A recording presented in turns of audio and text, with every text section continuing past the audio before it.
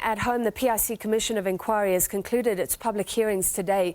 The last day heard that the Steinhoff corporate fraud was beyond what anyone had imagined.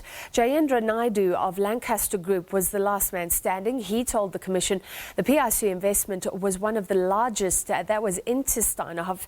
He says it was made at a time, though, when they were very optimistic about Steinhoff's future, heading to a prime position in the top 10 of South Africa's listed firms. The PIC, together with Jayendra Naidu's company Lancaster, formed a special purpose company, Lancaster 101, to invest in Steinhoff in 2016. The PIC then loaned the special purpose vehicle 9.4 billion rands. That was the price tag for the 2.75% of ordinary shares in the company.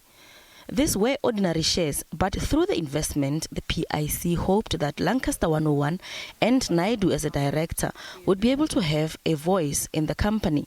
The transaction was later restructured, and this saw PIC partially forgo security of the loan to Citibank, which funded another transaction in Lancaster 102.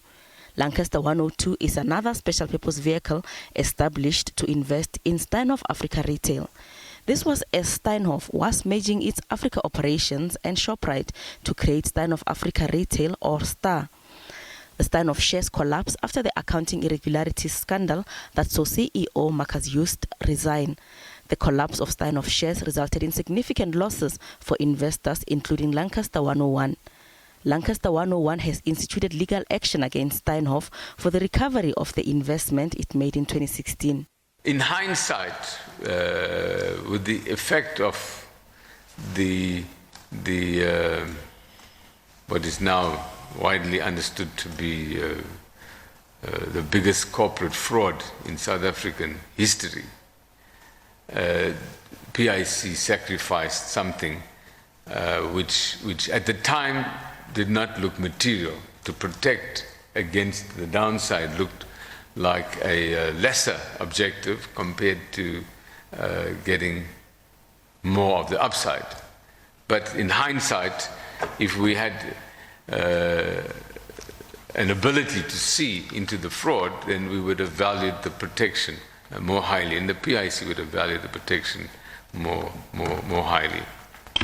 Although public hearings have concluded, Justice Lex Mpati says investigations will, however, be ongoing, and should there be a need for more public hearings, it may be held again. It is now our task to review, assess, make findings, propose recommendations, and prepare our final report in keeping with these terms of reference. In addition to the investigations and testimonies that have been presented to the Commission over the past 8 months, further possible questionable transactions have come to the attention of the investigation team. The team will continue with their investigations and, if deemed appropriate and necessary, further limited public hearings may be held. To date, the Commission has heard evidence from 77 witnesses. The Commission will now prepare their final report, which will be submitted to President Cyril Ramaphosa on the 31st of October. Surastafako Mosi, SABC News, Pretoria.